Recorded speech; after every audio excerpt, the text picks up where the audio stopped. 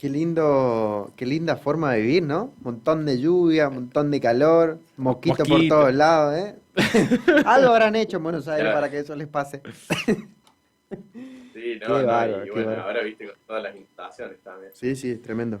Bueno, hoy el tema que nos convoca Joaquín, ya empezamos a abordarlo en el bloque anterior con un invitado internacional, el tema de Haití, lo que está sucediendo con la grave crisis, no solamente institucional, sino también la situación de violencia que se vive en las calles.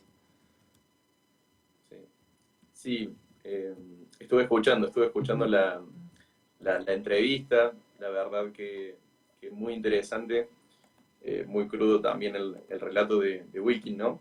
Sí. Ujú. Eh, Yo tengo la pero teoría, sí, vos decime si la sostenés y si obviamente tiene algún tipo de fundamento, porque a veces algunas teorías salen así elaboradas en base a meras observaciones.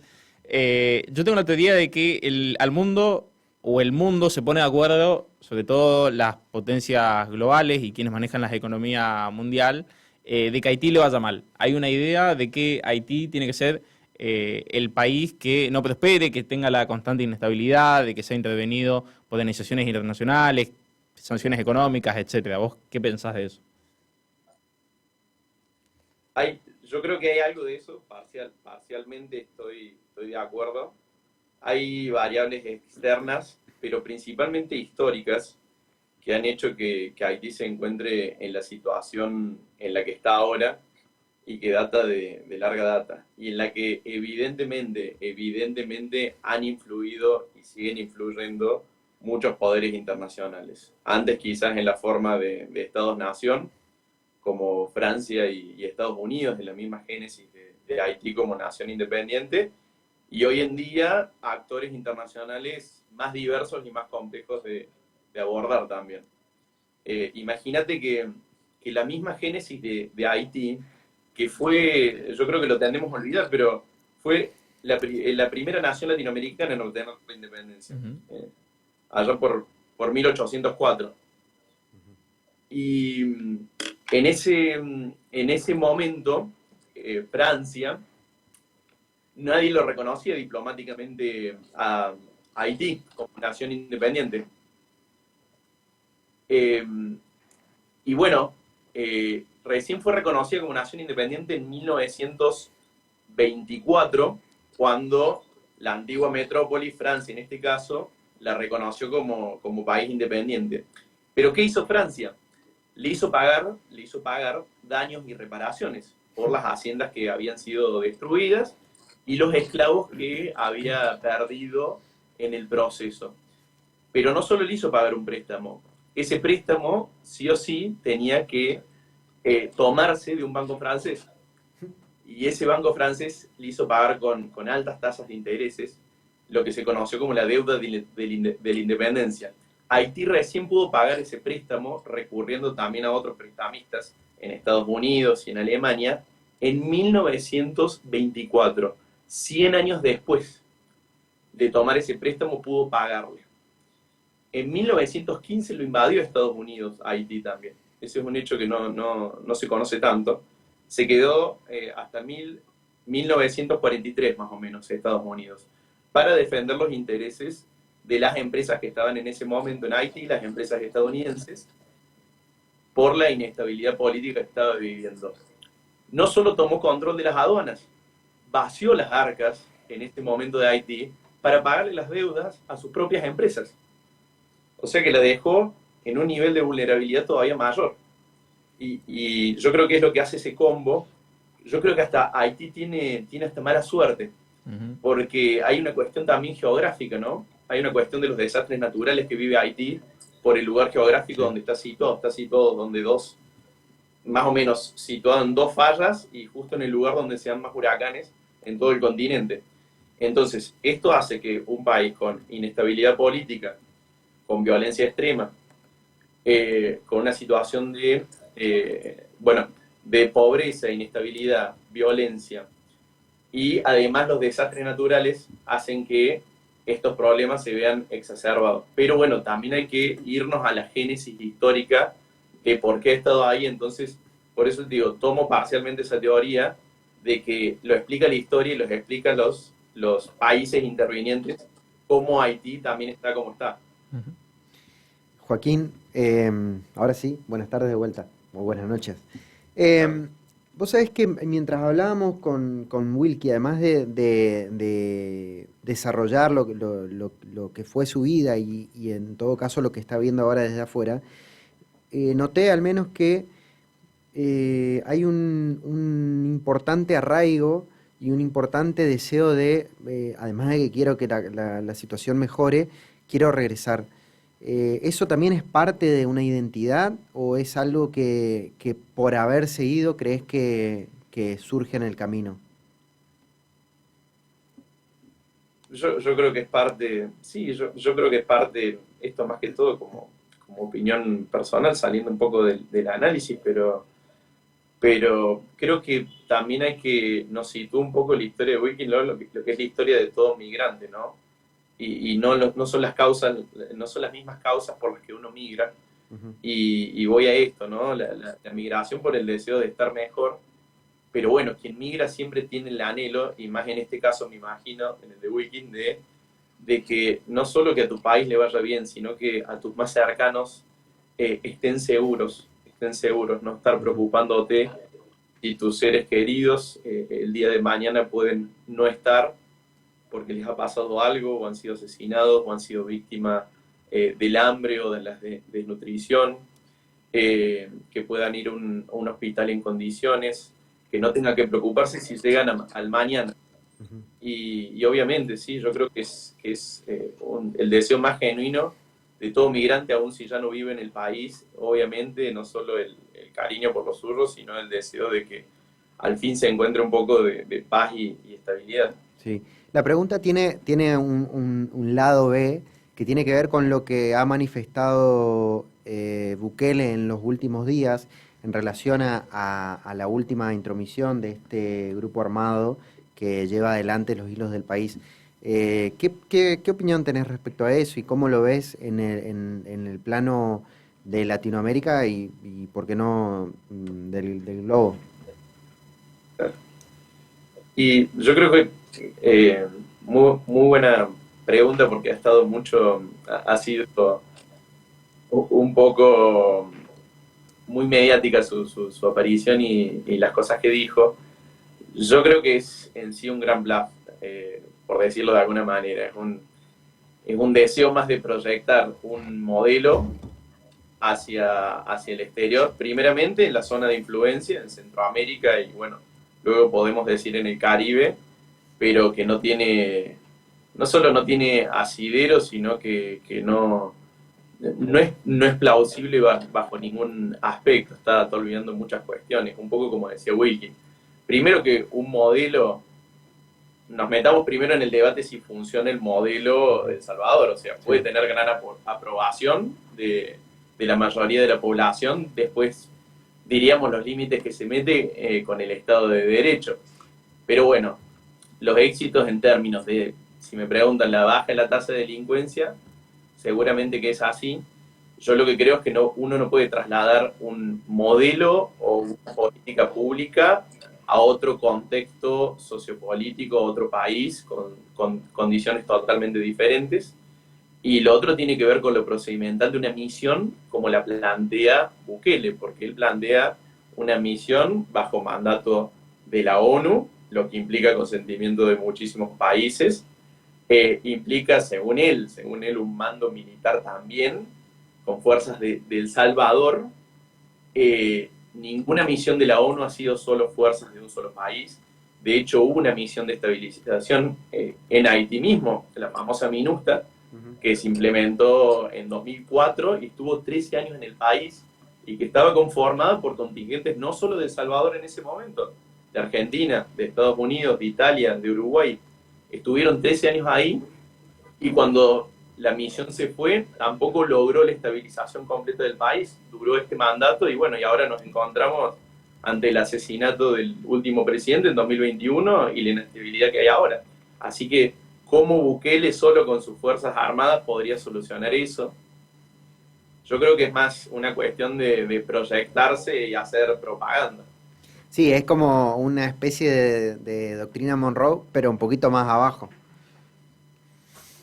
Básicamente, así es, tal igual. Joaquín, ¿cómo se hace en los países de Centroamérica, y obviamente refiriéndonos al caso de Haití, pero también sucede mucho en la región, esta suerte de inestabilidad democrática en la cual asume un presidente, es derrocado, asume un presidente, hay un golpe de Estado, las organizaciones matan al que hace el golpe de Estado? ¿Cómo se reestructura en un país la normalidad de lo que en definitiva representa la democracia, por más que vayas y votes, o como decía Wilkie, se llame a un proceso de convocatoria, una asamblea para que convoque elecciones? ¿Cómo garantizar la estabilidad de los mandatos? Y en el caso de Haití yo creo que es sumamente complejo, sumamente complejo. Como te digo, una misión de paz que involucraba no solo presencia militar, sino que involucraba otras acciones, eh, no pudo tener éxito. Primero porque tampoco como decía Wilkin también, cada vez que entra un proceso democrático, ha tenido solo 3 procesos democráticos, 3 presidentes que han llegado a término a Haití. Y lo otro ha sido inestabilidad política, y es una inestabilidad política crónica porque la mayoría del territorio no es controlado por el Estado. Ya ahí tenés un gran déficit estructural. No podés plantear que un mandato presidencial y que las instituciones sean estables donde no hay instituciones y donde el Estado no maneja ni siquiera la provisión de los servicios públicos. El 80% de los servicios públicos en Haití son manejados generalmente por privados y depende mucho de la ayuda extranjera, o sea, ayuda humanitaria, de la misión de la ONU que estuvo hasta 2017. Y entonces lo que obliga sí o sí es una solución multifacética e integral. Necesitas no solo la ayuda de muchas partes, pero también, primeramente, desmovilizar a las bandas criminales, y yo diría cortar sus métodos de financiamiento también, porque las bandas criminales también son de larga data en Haití, habían nacido con aquel famoso grupo paramilitar, no sé si se acuerdan, famoso Papa Doc, Ujú. François Chevalier, que fue la dictadura más larga que tuvo, él y su hijo, Jean-Claude Chevalier, que hicieron armaron los famosos Tonton Macuts, que eran estas fuerzas paramilitares, y luego de que esas fuerzas paramilitares hayan desaparecido los Chevalier, obviamente que siguieron teniendo presencia en el país, controlaban terminales petroleras, controlaban los puertos del país, controlan hoy en día las más de 200 bandas criminales del país, controlan los puertos de ingreso y egreso del país. Entonces es muy difícil. Primero implica desmovilizarlas, sacarles sus métodos de financiamiento, pero toda solución también implica el consentimiento de la misma sociedad haitiana. No se puede buscar una solución externa.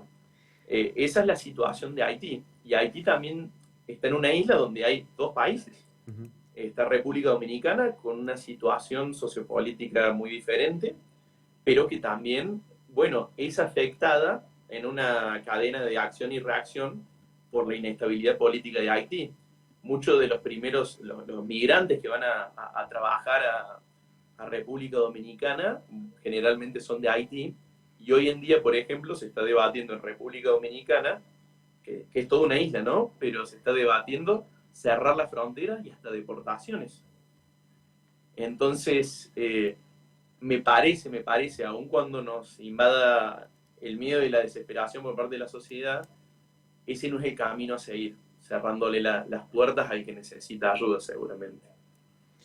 Joaquín, la última, y vuelo sobre una teoría, pero esta teoría no corresponde a mí, sino que ya está establecida en la comunidad, vamos a decirlo así, internacional. Se hablaba durante mucho tiempo la situación en la cual se solicitaba o se pensaba de que no se debería enviar ayuda económica a Haití, eh, luego de que sucedió todo el tema del último huracán, luego de que sucedió el tema de los últimos desastres, debido a que ese dinero que llegaba de ayuda internacional a través de organizaciones y demás, era utilizado justamente por estas bandas que vos hacías mención y era parte de su financiamiento. ¿Crees que debería ser así?